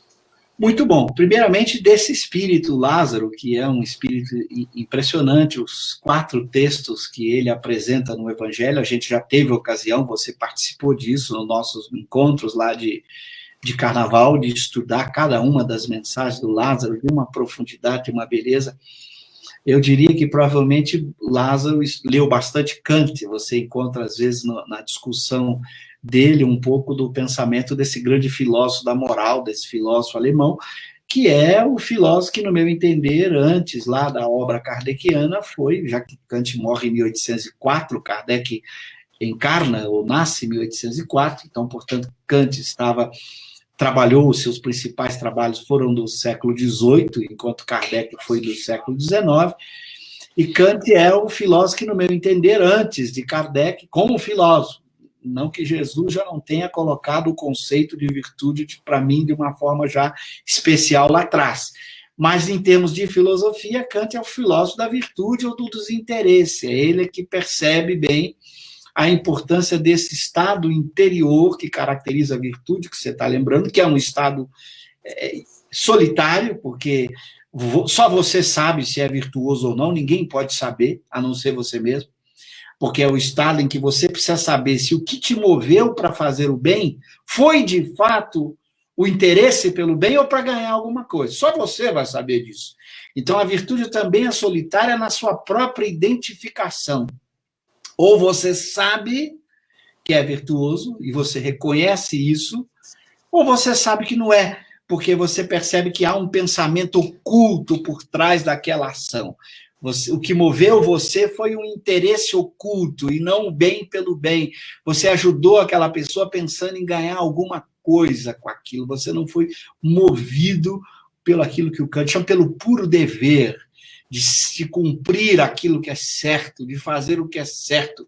Esses filósofos vão dizer, se alguém perguntar para você por que você está sendo virtuoso, diz Kant, essa pergunta já seria uma ofensa.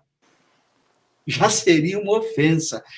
O homem virtuoso não admite sequer que alguém lhe pergunte por que foi virtuoso. Porque pressupõe algum outro motivo que não seja o puro dever. Então, você nem poderia aceitar a pergunta, por que eu estou cumprindo a lei? Essa pergunta eu nem poderia fazer a mim mesmo se eu sou virtuoso, porque já seria uma ofensa. Então, primeiro, esse elemento importante, que é o que Lázaro caracteriza como dever, que é sempre solitário, que é o dever interno, em que você se submete à lei de Deus. Portanto, é o que o Kant chama de autonomia. Aquela lei virou sua. Não é uma lei de fora que lhe foi imposta. É uma lei que foi aceita com a razão. A razão passou a considerar a lei moral como sendo da própria pessoa. Então, esse estado em que você introjeta em si a lei, o dever, eu cumpro por dever, porque é meu, é minha obrigação, é uma auto-obrigação, é algo que você se impôs porque aceitou plenamente com o uso da razão, você aceitou plenamente que aquilo é a verdade, e a verdade se impõe a quem aceita. Eu até brinco que a verdade é uma palavra feminina, não é à toa, né? Porque diante da mulher você simplesmente diz sim, senhora. E a verdade tem essa característica: quando você a compreende, você só diz o que para ela? Sim, senhora. E a verdade é a lei de Deus. Na hora que você aceita, é seu. Então, esse é o primeiro elemento da sua pergunta, né? Tem que ser solitário mesmo, porque faz parte do seu mundo interior, que só você tem acesso pleno. Claro, só você e Deus, obviamente, tem acesso pleno a esse seu mundo interior. Mas, por outro lado, veja que coisa interessante. Como ela é uma ação que não é dirigida só ao seu mundo interior, mas o mundo à sua volta, ser virtuoso pressupõe conviver com outras pessoas. Porque tem virtudes de você com você mesmo, mas tem virtudes que dizem respeito aos outros, à convivência com as outras pessoas.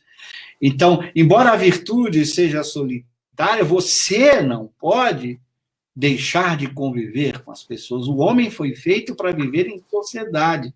E não apenas o homem, o espírito, o dever da vida social é um dever, eu discuto isso no meu livro, não é um direito. Eu não tenho apenas o direito de viver em sociedade, eu tenho um dever de viver em sociedade. Porque é na vida social que eu exercito várias outras virtudes que são virtudes da convivência social. Então, mesmo que eu esteja lá exercitando na vida social uma virtude, só eu sei solitariamente se estou ou não sendo virtuoso. Então, ela é solitária, mas ao mesmo tempo é solidária, ou seja, ela faz parte de um contexto em que eu estou vivendo ligado com outras pessoas. Que a ideia de solidariedade forma um sólido, né? Eu com os outros formamos um todo que não tem como eu sair fora desse todo. Então, no momento em que eu vou para a vida social, e eu devo ir para a vida social, no seio da família, do ambiente de trabalho, do grupo onde eu estou, eu tenho que exercer a virtude e sei que isso é um exercício sozinho, só eu sei. Só eu sei se ali fui, de fato, respeitoso, caridoso, se ali fui, de fato, alguém que procurou ser útil naquele contexto, procurou fazer o melhor de si, só eu sei disso. Né? Então, é essa coisa que alguns filósofos costumam dizer, é sozinho com outros. Você está sozinho no meio de outras pessoas. Então, não é um sozinho do solitário que se isola do mundo, do solitário que deixa de cumprir seus deveres na vida social que ele tem que necessariamente viver, seja no homem, na terra, ou seja no mundo espiritual. Ninguém vive sozinho, a gente vive num processo de interação com o outro. Deus foi muito sábio. A felicidade se faz na convivência com o outro. O homem verdadeiramente feliz é aquele que vive solitariamente com outros. O solitário da virtude no dever da vida social.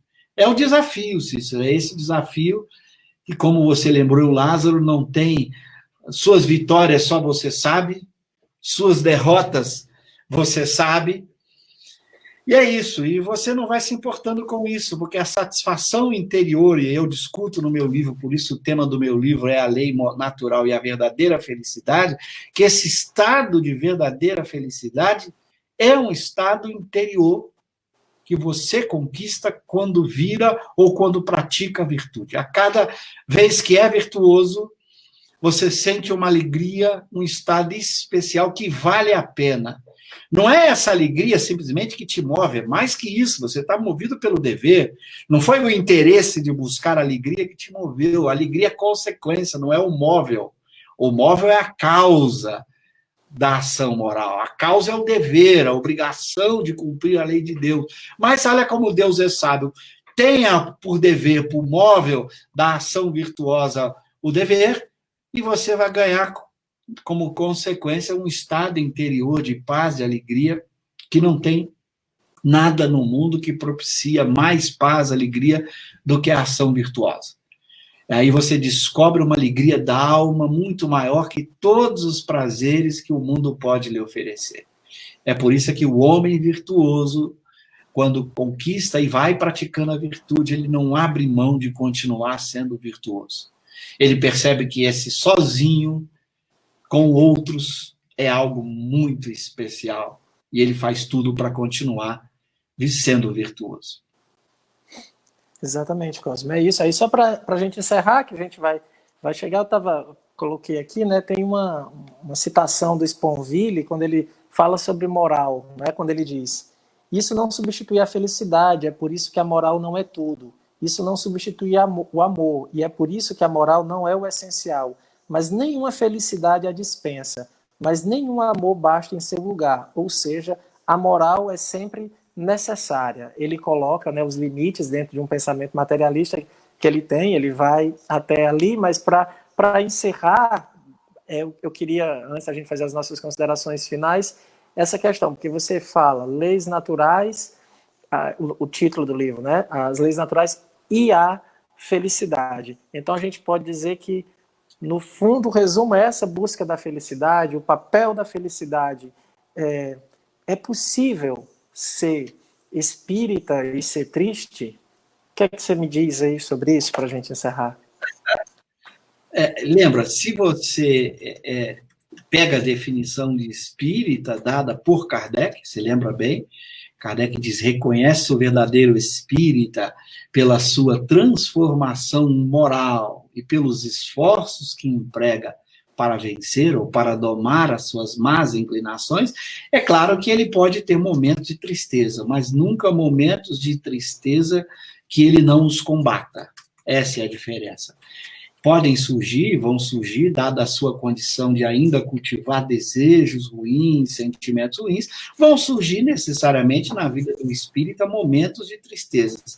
Mas tem que ser momentos que ele combata a tristeza, e não que ele se entregue a ela. Ou seja, a tristeza surgiu nele como consequência da sua imperfeição ainda, mas ela passa a ser um desafio.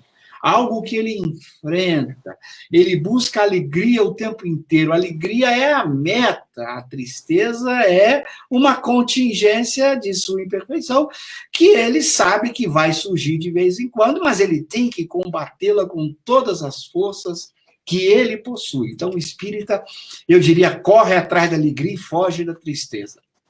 Enquanto muitas vezes a gente corre atrás da tristeza. A gente vê quantas pessoas adoram tragédias, adoram falar de tristeza.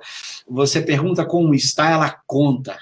Como diz, ela conta como está. Em geral, como está costuma ser mais tristeza. As pessoas que estão tristes procuram pessoas tristes também. Eu costumo brincar, às vezes, com jovens: se você está triste porque perdeu aí a namorada, porque teve um conflito, tem gente que procura outro triste também para conviver. Eu falo, está agindo errado. Quem está triste deve buscar a boa alegria, alegria virtuosa, e não se entregar, às vezes, a prazeres que parecem alegria, mas que só geram mais frustrações e mais tristeza. Então, o espírita foge da tristeza. O que está na frente dele como meta e que ele tem que ir alcançando todo dia um pouquinho é sempre esse estado de alegria, que é o amor. O amor é sempre alegria. Então, fica aí. A gente pode ter momentos de tristeza, mas que sejam momentos passageiros, curtos, e que a gente combata todas as vezes que esses momentos nos alcançam, que esse estado nos alcance, a gente os enfrenta. A alegria é, portanto, o estado mais desejado e buscado pelo verdadeiro espírita, que procura buscar a virtude.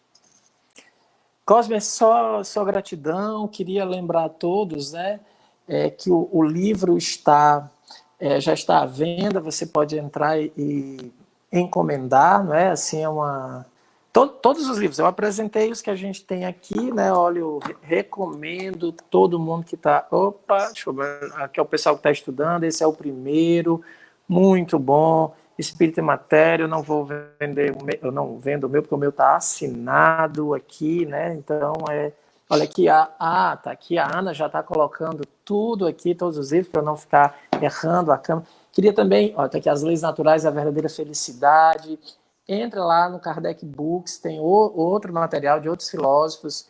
é uma oportunidade ímpar. Olha o meu amigo Daniel aqui. Olha, meu amigo Daniel também. Lembrando Olha que, aí, gente, eles pertencem ao Instituto de Divulgação Espírita Allan Kardec. Cosme Massi foi apenas um autor que doou os direitos desse livro. Então, por isso não me incomodo que você divulgue os livros, porque, na verdade, esses livros fazem parte do nosso processo de divulgar Kardec, que a gente doou aí para essa instituição, que vocês podem conhecer mergulhando aí no IDEAC, os projetos do IDEAC, o IDEAC mantém Kardecpedia, mantém Kardec Play, outros projetos desta Casa Espírita, que fundamos com um grupo de amigos aqui em Curitiba, que tem como propósito, assim, levar Kardec para o mundo. Eu sempre digo, a gente é um pouco pretensioso. A gente quer levar Kardec para o mundo, não só para o Brasil. Então, os projetos do IDEAC são projetos internacionais, então a Kardecpedia está lá em 4 idiomas. O nosso sonho é ter recurso suficiente no IDEAC para levar a Kardecpedia para 10 idiomas, esse é o nosso projeto. A gente gostaria de ter recurso para traduzir as obras de Kardec em mandarim, em russo, levar Kardec para o mundo inteiro. Estamos trabalhando com esse propósito, esse é o nosso propósito, de um dia ter a Kardecpedia, não em 4 idiomas, mas em 10 idiomas. O Kardec Play hoje ele já está legendado em 6 idiomas. Então, a nossa intenção é levar o pensamento. Quando eu digo nossa, não é só nossa Cosme, é nossa IDEAC, é nossa o grupo de diretores e de pessoas que fazem parte desse IDEAC, como você está aí no CEAL, né? Nós estamos aqui no IDEAC com um propósito comum, de levarmos o pensamento espírita, segundo Allan Kardec, foi a escolha nossa, de escolher o autor que a gente escolheu para divulgar o espiritismo, escolhemos Kardec, respeitamos pessoas que escolhem outros autores, nenhuma crítica aqui a outros autores, foi a escolha nossa, os nossos objetivos foram traçados na Casa Espírita, de levar o espiritismo por meio das obras de Allan Kardec para o mundo. Então não me sinto nenhum problema que você divulgue aí o IDEAC, que você divulgue o projeto do IDEAC, porque são projetos de uma casa, de um grupo de pessoas que querem levar aquilo que consideraram muito bom para as próprias vidas, né? A gente acha que o espiritismo nos faz uma pessoa melhor, mais feliz, então aí temos o propósito de levar esse espiritismo para o mundo, compartilhando a felicidade que o espiritismo faz na vida de cada um de nós. Sem dúvida, hoje o Kardec Play é a melhor plataforma de estudos para que a gente possa, né, refletir, pensar juntos, e não é aquela coisa, eu acho, do meu convívio com o Cosme, eu aprendi a estudar com ele, e esse é interessante. Eu lembro que uma das minhas grandes alegrias foi quando eu estava lendo um texto, e eu disse assim, olha, eu tive uma ideia diferente do que o Cosme fala, então eu não sou apenas um repetidor do que ele está dizendo, né? Eu estou conseguindo aprender a pensar com o método que ele nos apresenta, mas que, na verdade, é o método de Kardec, era porque a gente não estava enxergando. Então, é muito interessante a gente estar vendo, estudando, e uma coisa que eu tenho dito em todos os nossos grupos, porque nós temos grupos de estudos quase todos os dias, sempre lendo a obra de Kardec, e a gente estuda, não é para aprender da palestra, não é para fazer live, a gente estuda para poder fazer escolhas melhores. A gente se prepara para, nesse convívio, fazer as melhores escolhas. Então, tem muitas ferramentas que estão sendo colocadas aqui. Tem o Kardec Blog, que tem um artigo recente da Ana. A Ana vai já aparecer aqui, tá? Ela está aqui por trás das câmeras, ela vai já aparecer aqui para dar tchau. Então, todos os projetos do IDEAC devem ser valorizados por todos nós, né? Então, a plataforma é sensacional, o Kardec Play vale a pena, mas vale muito a pena. Fazer uma propaganda, Cícero, o Kardec Play vai estar no ar mais uns 15 dias, a gente já está na fase de teste, vai estar sendo colocado na loja tanto da Google Play quanto da Apple Store. Não, aí está aparecendo a Kardecpedia, que já está na loja. O Kardec Play também vai estar para app, como aplicativo. Você, inclusive, vai poder escolher o vídeo, baixá-lo quando você está numa conexão mais parruda, né, para baixar o vídeo e assistir depois. Então o aplicativo já está pronto, está aqui na fase final de colocação dentro da loja Apple e Google. Esse mês de abril, a nossa intenção era aproveitar a homenagem ao Livro dos Espíritos, ao 18 de abril, e colocar o Kardec Play também em aplicativo. Coloca o Kardec Play para o pessoal ver na tela. Também em aplicativo. Já vai ver aqui. A gente coloca vem aqui, a gente já vai colocar. Eu só queria agradecer a Ana, que era responsável, fez toda a parte que você gosta do personagem Ana lá, né? A Ana foi o responsável, queria agradecer a ela, quem está por toda a parte da produção, tá bom? Obrigado, bom dia. Vamos lá. Sem esse pessoal que comanda a gente não é nada. Eu falo, sem a minha mulher, eu não conseguiria fazer nada. Na verdade, a gente diz, são essas pessoas que nos ajudam, que estão impulsionando. Eu digo que a Lília é uma locomotiva que me puxa para não parar os projetos, para continuar nesse trabalho de levar Kardec, que é aquilo que a gente ama, a gente quer que as pessoas amem também. Muito obrigado, Cosme. Deixa só a Ana colocar mais aqui uma divulgação que a Lília... O Kardec não estou conseguindo enviar. Eu não consigo enviar para ela o link. Na verdade, a gente quer colocar agora, nesse mês de abril, que é um mês, para a gente, muito especial, do 18 de abril, homenagem ao surgimento do Espiritismo no planeta, né? O Espiritismo surgiu 18 de abril, com a obra O Livro dos Espíritos. Não existia espiritismo antes. Existiam fatos espíritas, existiam moral, mas o espiritismo como doutrina científico-filosófica surgiu em 18 de abril. Até a palavra foi criada por Kardec.